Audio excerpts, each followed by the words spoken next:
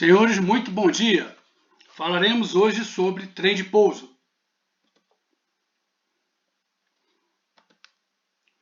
O trem de pouso suporta o peso da aeronave no solo e absorve as cargas do pouso. Ele é um trem de pouso tipo esqui, não retrátil, e consiste principalmente em 2 cross tubes, 2 patins, 4 sapatas de derrapagem, 6 tranças de metalização e 2 degraus. Cross tubes, ou tubos cruzados.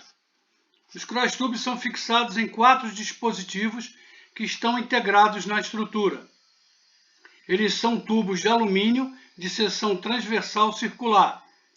São conectados ao trem de pouso por meio de 4 conjuntos de anéis de rolamento e buchas, cada um preso por 2 parafusos instalados nos trens de pouso. Para levantar o helicóptero, um suporte pode ser posicionado abaixo de cada um dos trens de pouso. Esquis. Ambos os esquis são de tubos de alumínio de seção transversal circular. Eles são curvados para cima em suas extremidades dianteiras. Na parte inferior de cada esqui, na área das sapatas, existem protetores fixados por parafusos. Sapatas. As 4 sapatas deslizantes se conectam aos cross tubes. Cada sapata é conectada por um parafuso. A extremidade da sapata é fixada por meio de 4 braçadeiras. Trança de metalização. As tranças de metalização elas são instaladas entre os cross tubes e esqui e entre os cross tubes e a fuselagem. As tranças de metalização permitem que a eletricidade estática seja descarregada do helicóptero para o solo. Degraus. 2 degraus são montados no cross tube. Eles prestam assistência no embarque e desembarque dos tripulantes e passageiros.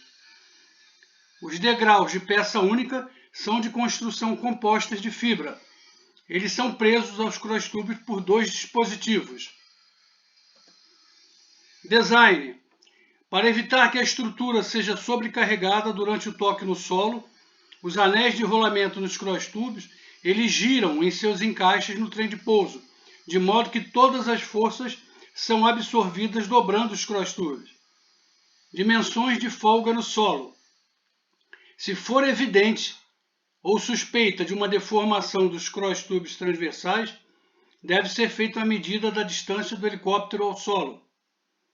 Com o helicóptero levantado e os patins tendo contato com o solo, a distância é medida do ponto mais baixo da estrutura, logo atrás dos tubos transversais até o solo.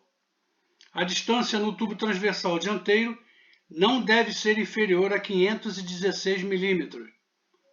E a distância no tubo transversal traseiro não deve ser inferior a 400 mm. Senhores, com isso nós chegamos ao final desse capítulo. Ele é um capítulo curto, não temos muitas coisas a comentar sobre o trem de pouso. Muito obrigado pela atenção e continuamos no próximo assunto, que será a instalação do motor.